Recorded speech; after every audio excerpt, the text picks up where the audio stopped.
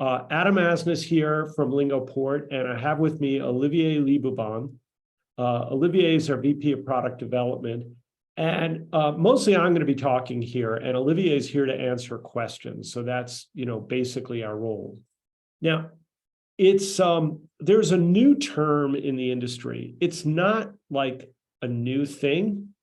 The concepts are not new, but the terminology is new, and I really like it, but most people sort of don't know what it is yet. And that is the word LangOps.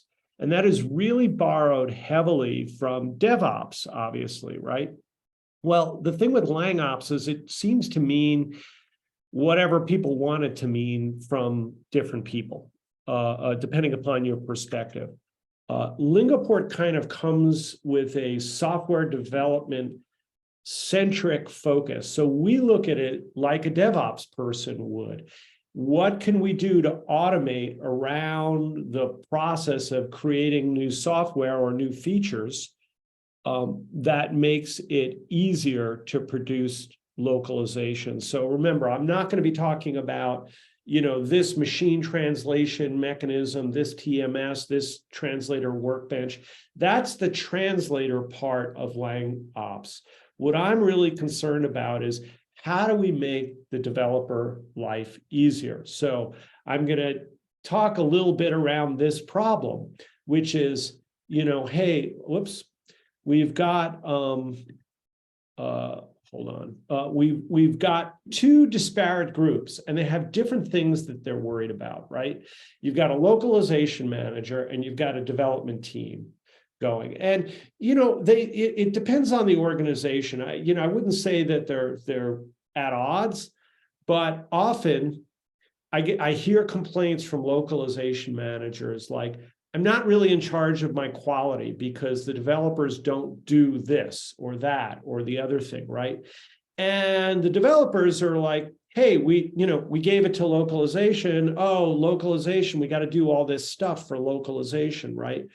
But they are really measured on delivering features, right? And their processes have very little in common with localization. They have a different measure of success. That's the case on both sides. So that's, sort of where you see a lot of organizational pull. And what this webinar is about is how can we use LangOps to change that? How can we use it to make localization and the development team kind of pulled together? And so that's what I'll talk about. Okay, why am I not advancing? There we go. All right. So I'm going to talk about three major areas. There's also QA, which I haven't really talked about because I want to limit the time, but there's something there too. But QA these days is very much part of implementation. The old way was, you kind of wrote software and then you did QA at the end, right? Well, there's a little bit of that, but there's a lot of concurrent QA that goes on in systems. All right, so there's three areas. The first one we're going to talk about is localization in design, then internationalization in implementation. And we'll get into what I mean by that. And localization as a frictionless process in implementation. Now, I'm told that word frictionless could be difficult for non-native English speakers. It simply means that there's nothing holding it back. It's like it just works, right? You don't have to think about it. Like when you walk into a room with like one of those switches that's automatic and it turns the light on, I would say that's frictionless. So you walk in, poof, the light is on. So that's what I mean by frictionless, right? And if you search, for a definition of frictionless, you'll see that's a lot, like there's nothing holding it back. There's another aspect that I'm going to talk a lot about, and that is that for developers, localization is not usually a visible aspect of what they do. And so what you don't see is what you get. It's kind of like if they can't see what the impact is around localization, then you're going to get problems, basically, is what I'm saying. All right, so the first area I'm going to talk about is localization in design. Now, when I say design, I also include planning, right? So the first thing you do when you're a developer, let's pretend we're creating an application, and that application helps a end user choose paint, right? So you're choosing paint. Well, paint has different properties. Maybe it needs 2 coats, maybe maybe it holds up to UV light in such a way, or something like that. So we want to help a customer, an end user, choose the right color, maybe project what it's going to look like, and all that kind of stuff, or maybe what pigments are in there and how are we going to mix that. So I'm just sort of making up features as we go, right? So I'm going to sit down and design that as a development team, like what do I want that to do? And there's a lot of steps to that.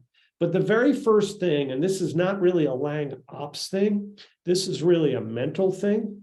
You've got to get localization to be considered in that planning process. And to do that, you should really have some globalization guidelines. And that's like a whole nother, I could probably give a whole webinar on globalization guidelines. But the main thing, remember that like visibility thing? How are you going to demonstrate localization planning? Actually, localization functionality actually has to go into your planning. There's a philosophy called test-driven development. It's basically, how are you going to test? Well, localization needs going to be part of that feature development. So first thing, this is a change that's happened over the last few years. Used to be when you did a UI, you gave it to the developers and you kind of drew things up and maybe you hoped you got something pretty, right? But now you've got designers which are separate from the development group, or a separate part of it. And they will, if there's a UI change, they will design what it's going to look like. And the most common tool they're using is Figma, right? So the very first thing to get that visibility and mindset is automate localization parameters into that Figma UI. Now, this is like the lorem ipsum of Figma development. It's just a sort of a normal screen, right? But the idea is, you can see on the left, we've expanded the word register. So you might have the word register in the source English, but you have this pseudo localization. You're going to see me coming back to pseudo localization a lot. It's really an old concept, pseudo localization, but I'm always amazed how people don't use it, which is really a shame, right?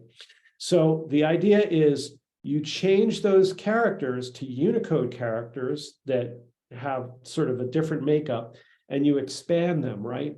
So this is something that you can automate into your Figma design.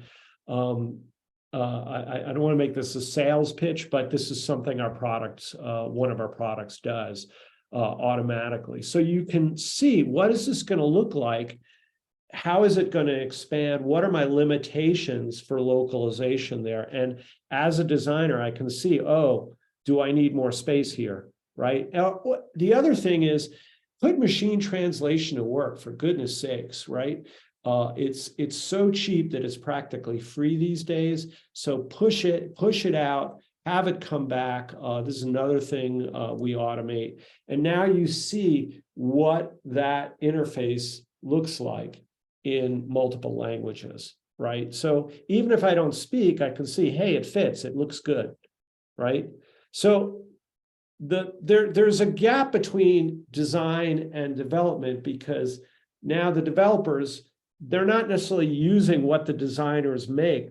Figma does not write software, it simulates an interface. So now we have an issue that we have to implement. That's the second thing on our list, right? So we have to implement here, and this is essentially how you make software, right? Well, one of the things that we pick up for a lot of experience with development teams is that when you look at their logs of localization bugs, over 50% of them, this is a generalization, but it really holds true in a lot of companies. Over 50% of the localization issues that are actually logged are I18N bugs. Yeah, you can have a translation mistake, but there's usually some behavioral problem that's going on there. And that's logged as a bug. So this is where localization managers maybe say, hey, I'm not in charge of my quality because I'm getting stuck with these localization bugs that I can't do anything about, right? So one of the things for developers is they are very used to having quality systems. That's a normal part of their DevOps systems that check for things like coding quality of all kinds of aspects, security scanning. They're used to this, right? So it's much faster to find those internationalization, and I18N is short for internationalization issues, as they write code. So an example of that is the developer didn't pass the locale to a date time function. And now the software is just going to behave by default rather than what the user selected, right? The other thing, another example could be a string concatenation, like, somebody said, I want 5 as a variable, apples, 5 red apples. Okay, so 5 is one variable, red is another variable, apples is another. And you can imagine how, depending upon the language, that word order is going to switch. But it's a very natural bug for developers to write, right? So these are internationalization type things. There's whole slews of them. And it's really hard for a developer to just innately know what they are. Also, people make mistakes. That's why we have bug checking. All right, so the problem with not finding it as the developer writes code is that I like to say internationalization issues go to Jira to die. Jira being the bug tracking system.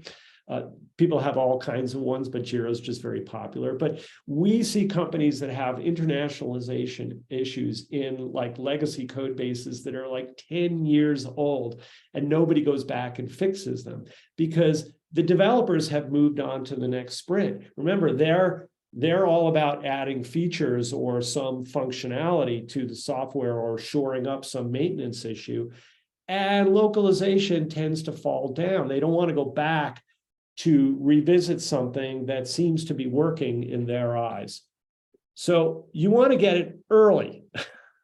All right. And so this is an example of helping developers as they work. This is an IDE or interactive development environment. This happens to be Eclipse, but there's lots of different favored ones, and we can work with all of them. But if you can look real closely here, you can see that Globalizer, that's one of our products, was run here, and a developer can see real time, hey, I embedded a string. In this case, it's time, or displays today's date and time, right? And they can click on that and go to that line of code right as they're working, and they can fix it. And it's like really fast, right? The other thing is that, this IDE one sort of depends on the developer doing the right thing, and they don't always do the right things because they're moving along, right? So you want a passive way to measure this so that no matter what happens, it gets checked, right? So this is an example of an analysis for internationalization during a commit.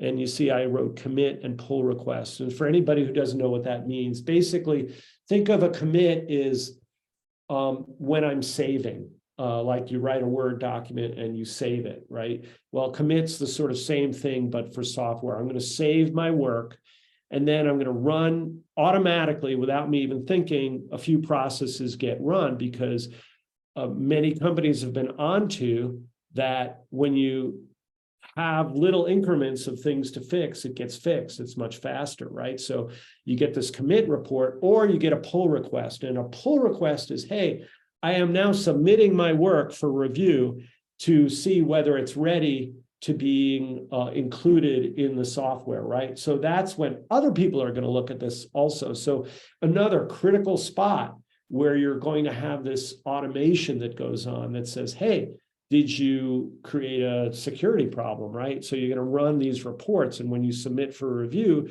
you kind of want those reports to be clean so that everybody sees it and everything like that. So another really good place to automate that you're scanning for internationalization, you know, having some automation there. And then as a manager, you kind of want to be able to look at the whole thing, not just like the pull request reports you want to see as you go. So you can dashboard that with a system so you get an overview, like what's going on everywhere, because you know, you have more than one developer doing things, you have lots of teams and all that. So this is a sort of way for you to keep track of all that and keep track of items that were fixed and all that good stuff. Now, this is a clear case of developers being able to see a problem before it's a problem.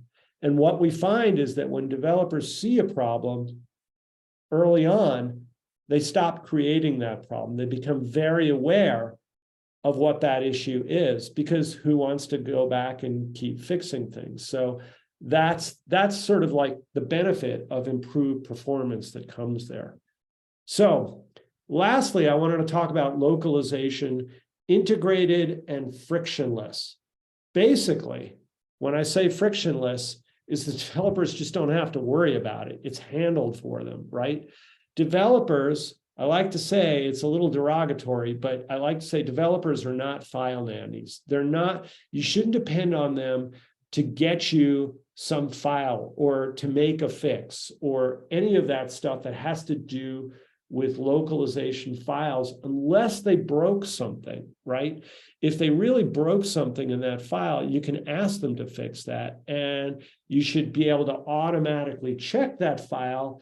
You know, like if you're going to automate and you have problems in what you're automating, you're just making a broken process faster. So the only time you should be asking a developer to fix something is if they actually broke something in a file, right?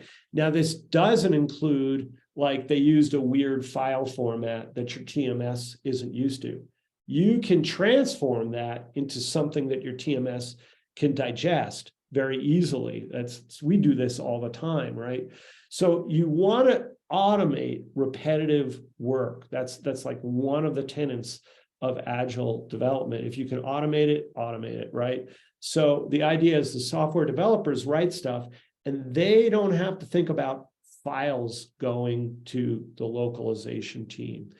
It just does, right? It's a beautiful thing. It's like that example I said about walking into the room and the light just goes on because it's got a motion sensor. That's how you want to think about localization, right? The other thing is that when you do that, you're saving developer time, you're taking away burden, and you're avoiding the natural thing that comes when you have any manual process. You have the tendency for manual errors. Like, let's say you sent it out for localization and the Italian came back before the French or the Japanese or whatever. Now you have like this whole synchronization thing that has to happen. That's a simple thing to automate. I mean, that's what source control is all about. So these are the kinds of things you want to take out of a human process. And again, just as you had for internationalization, as a localization manager, not as a developer manager, you want to be able to see what's in the repository. I'm not talking about what's in the TMS. I'm talking about what's actually in the software, right? So, you know, in this case, for instance, there's 233 words that were, in this case, in the repository that needed to be localized, right? They were new, right? So, you know, hey, what's coming, right? And it's simple. That's going to get sucked out and sent to your team, and you're going to send that out for translation. It's automatic, right? And it comes back and it's automatic and it goes back into the software because no developers, not even a localization engineer, has to get involved. You can do more meaningful work. Now, the thing that I do want the developers to say, remember, it goes back to visibility, and you want to have pseudo localization going on all the time, right? So developer is writing a new feature. One of the things, remember, I'm doing my Paint application. I'm writing a new interface for Paint. And I want to see what's it going to look like when I do that in other languages. So use pseudo localization, make it automatic. A developer should never have to do anything to run pseudo localization. Maybe they just change the locale.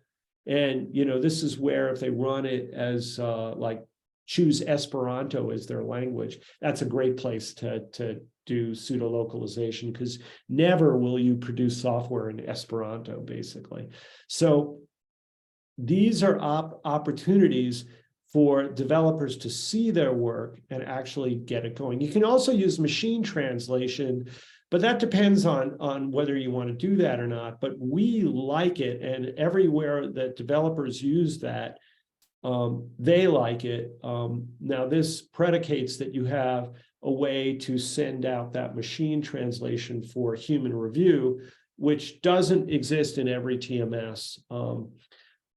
We can certainly talk with you about that if you're ever interested.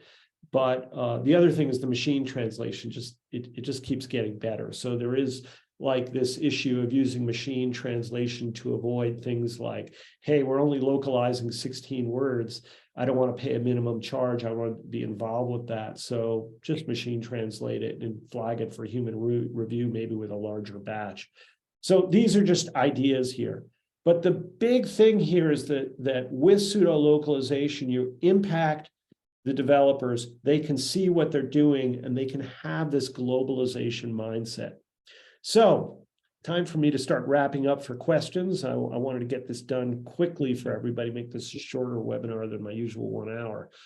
All right, so what's in it? This is the summary. What's in it for you, depending upon your role, right? If you're a localization manager, you're going to improve your internationalization quality. Now you're in touch with how the software is built, so that you're not getting internationalization bugs that impact your quality, right?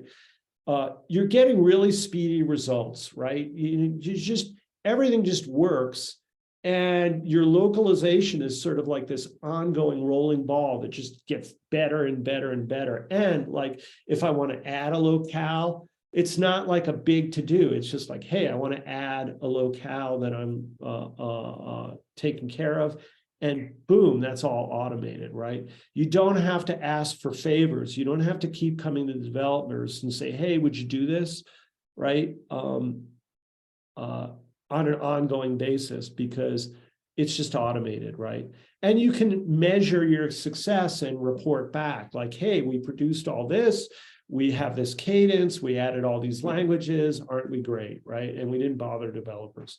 For the developers, hey, I18N and localization, I'm visible to that. It's easy. I've got this visual feedback. And it's actually what we find is that when developers can see and make multiple languages part of their output, it's actually really cool, right? Well, localization become this like afterthought to, hey, this is a really cool way that I reach more developers. One of the things you choose when you become a developer is to write cool stuff that impacts a lot of people. Localization fits into that mindset really, really well, right? The other thing they like is they don't have to go back and fix things later. They want to build new functionality, not fix a date time error, right? So developers are generally really happy with this stuff. They're like, phew, man, this is great. And global customers, that's what we all do this for. They get quality products. They're delivered in their language. And remember, with the change over to constantly new delivered products, is that there's sort of a delight in that. Like in a product that you use regularly, oh, hey, this got better. It has this new functionality. I get that all the time.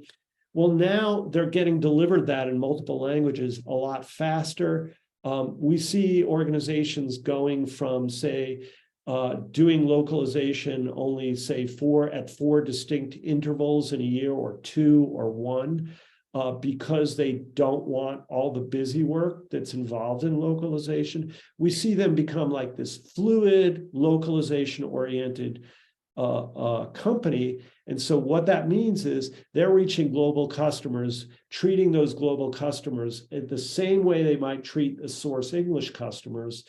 They're not making global customers like a a second-class user because they have to wait for translation, right? It's right there. And then finally, just to repeat, it becomes an exciting part of the process. It sort of changes the DNA of a company. It's like, hey, we are a global company and we have all the visual evidence of that. Super cool, right? All right, we're ready for questions. Use the Zoom chat and hopefully give us a real technical zinger. I didn't talk about QA. If you have something about that, go for it. But make Olivier work with technical answer. All right. Let's see. God, we have no open questions. Come on, save me here. Somebody asked a question. Wow, I must have done a good job. Or maybe not a good enough job. All right. Usually I add a question. I haven't done that here. So I think I'm going to end this webinar nice and early if there's no questions. We're half an hour in. Adam, sorry, it's Kate here. Yeah, I just want to suggest maybe like typing the question is too long. So if anyone just wants to ask the question live, just raise your hand. We'd be happy to hear something from you, some question. Yeah, just giving a last chance, maybe we can start some interesting conversation. But if not, well. Along the lines of QA, there you go. There you go. What's the worst thing you can ask a developer? Hey, I'm missing this file. Can you stop what you're doing, figure it out? Can you stop what you're doing and figure this out and solve my problems for me? Like, no developer wants to do this. One of the things as developers, you start doing your work, right? And you're doing your work and you're thinking about that work and you're very focused on that. And to stop and deal with something like, that wasn't your mistake. Like, could you change this word for me? Can you find the file?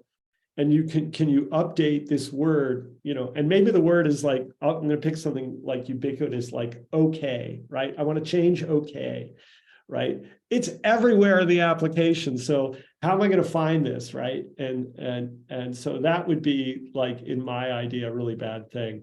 Olivier, you want to add to that? Yeah, so one question that we've heard a lot in our years of internationalization is, where's my files?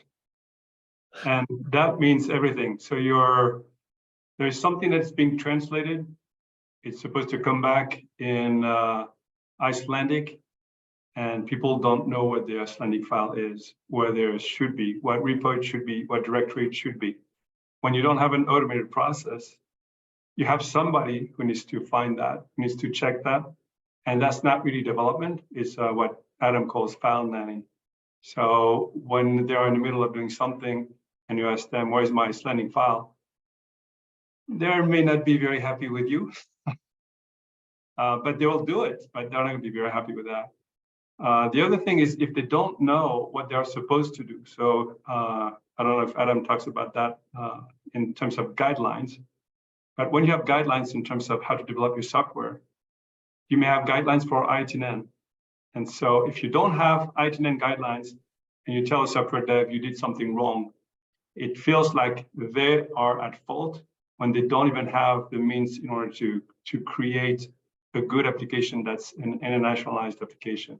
So that's something that makes them feel bad. I can tell you because it would make me feel bad.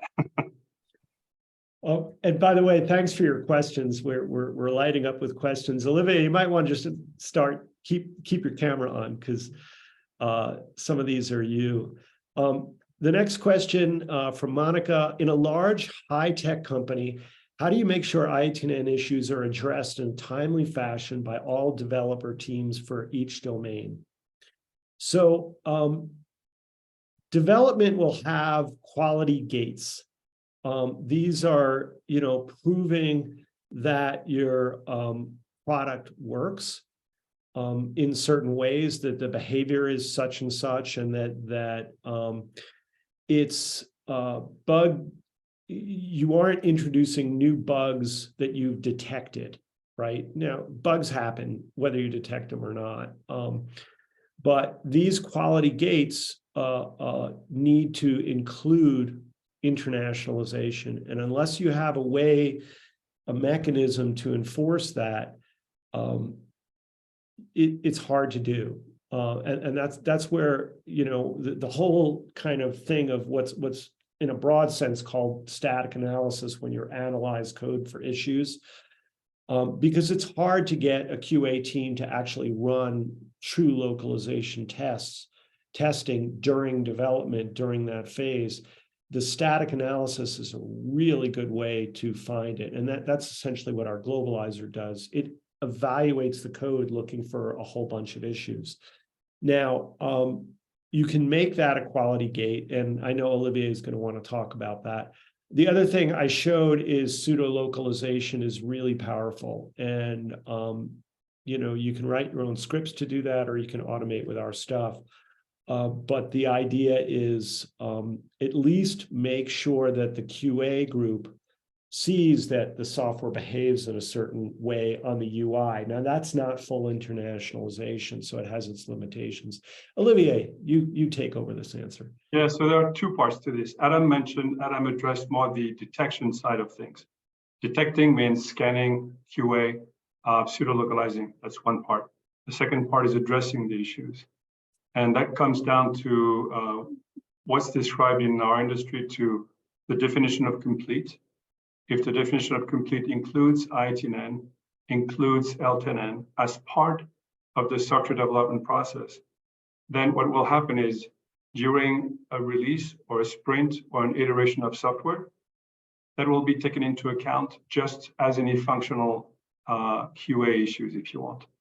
So that you have scanning or not, that you have QA or not, maybe it's a Jira ticket that's incoming from a client. However you detect that issue, the notion of including I18N as part of your DNA in a development organization is what is going to address your question here, Monica.